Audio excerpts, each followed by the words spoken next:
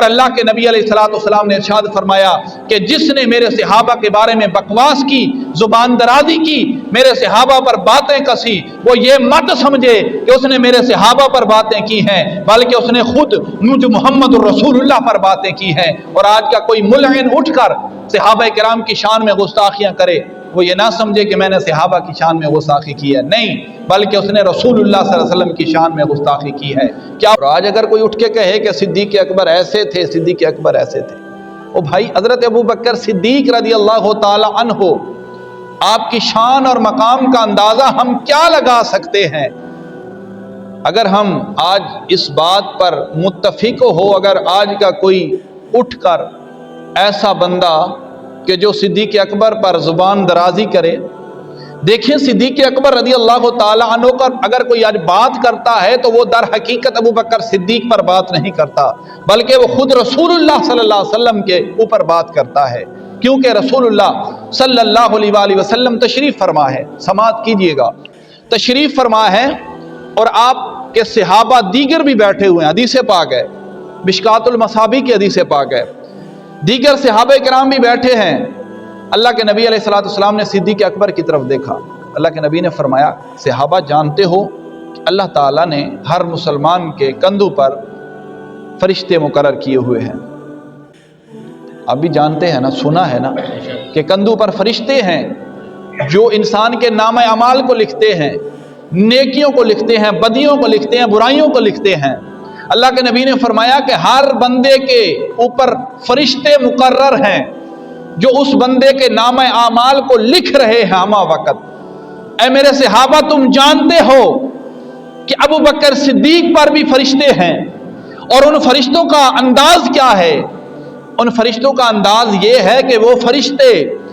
گرو محسوس کرتے ہیں،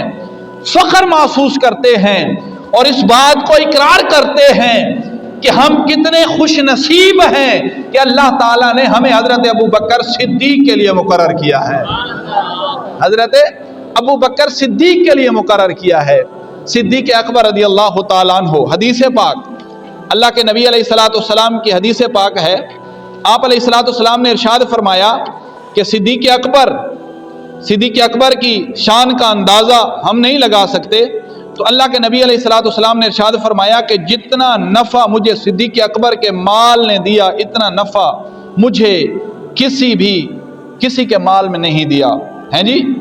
جتنا نفع حضرت ابوبکر صدیق کے مال نے دیا۔ حدیث پاک کے الفاظ سماعت کیجئے، ما نفعنی مال احد، ما نفعنی مال احد قط، آپ فرماتے ہیں صلی اللہ علیہ وسلم کہ ابوبکر صدیق کے مال نے جتنا نفع مجھے دیا ہے، ما نفعنی مال ابی بکر، اتنا نفع کسی اور کے مال نے مجھے نہیں دیا۔ اب دیکھیں اللہ کے نبی اس بات پہ خوش ہوئے، اب خوش ہوئے، آپ کے دل کی کیفیت یہ تھی کہ اللہ کے نبی نے حضرت ابوبکر صدیق کی شان کو بیان کیا کہ ابوبکر صدیق کے مال نے جتنا نفع مجھے دیا ہے اور کسی کے مال نے اتنا نفع نہیں دیا۔ ہر وقت ساتھ رہنے والا ابوبکر صدیق، ہر وقت ساتھ رہنے والا ابوبکر صدیق، اور وہ کیسے صحابہ ہیں، ان کی کیسی زندگیاں ہیں، ہم ان صحابہ کے ان نظروں کی شان بیان کریں، ان پر قربان جائیں، یا ان چہروں پر قربان جائیں کہ جن چہروں نے جن چہروں کو رسول اللہ صلی اللہ علیہ وسلم کے غلاموں نے دیکھا، جس چہرے کی زیارت اللہ کے نبی علیہ الصلوۃ والسلام کے ان صحابہ نے کی، یا ان صحابہ کی نظروں پر قربان جائیں کہ جن صحابہ کی نظروں نے رسول اللہ والضحیٰ چہرہ دیکھا، والضحیٰ کا چہرہ دیکھا۔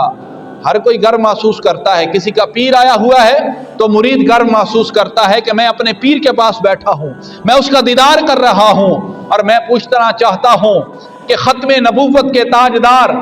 آمنہ کے لال، احمد مجتبی، محمد مصطفیٰ صلی اللہ علیہ وآلہ وسلم جلوہ گر ہوں، تشریف فرما ہوں، مسند آرا ہوں، اور سامنے بیٹھنے والے صحابہ کرام ہوں۔ میں پوچھنا یہ چاہتا ہوں کہ ان صحابہ کرام کا کیا مقام ہوگا کیا مرتبہ ہوگا۔ اور اللہ کے نبی علیہ الصلوۃ والسلام نے ارشاد فرمایا کہ جس نے میرے صحابہ کے بارے میں بکواس کی، زبان درازی کی، میرے صحابہ پر باتیں کسی، وہ یہ مت سمجھے کہ اس نے میرے صحابہ پر باتیں کی ہیں، بلکہ اس نے خود مجھ محمد الرسول اللہ پر باتیں کی ہیں۔ اور آج کا کوئی ملعن اٹھ کر صحابہ کرام کی شان میں گستاخیاں کرے، وہ یہ نہ سمجھے کہ میں نے صحابہ کی شان میں گستاخی کی ہے، نہیں، بلکہ اس نے رسول اللہ صلی اللہ علیہ وسلم کی شان میں گستاخی کی ہے۔ کیا وہ رسول اللہ صلی اللہ علیہ وسلم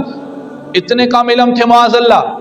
اتنے کامل علم تھے کہ اپنے پاس بیٹھنے والوں کو نہیں پہچان سکتے تھے، اپنے پاس ارد گرد رہنے والوں کو نہیں جان سکتے تھے، اپنی رفاقت میں ہمہ وقت اٹھنے بیٹھنے والوں کی تربیت پر جن کی ایسی تربیت کی گئی، ایسی تربیت کی گئی کہ اللہ کے نبی علیہ السلام نے ارشاد فرمایا کہ جس نے قرآن پر عمل کیا، جس نے حدیث پر عمل کیا، اور جس نے میرے صحابہ کرام کے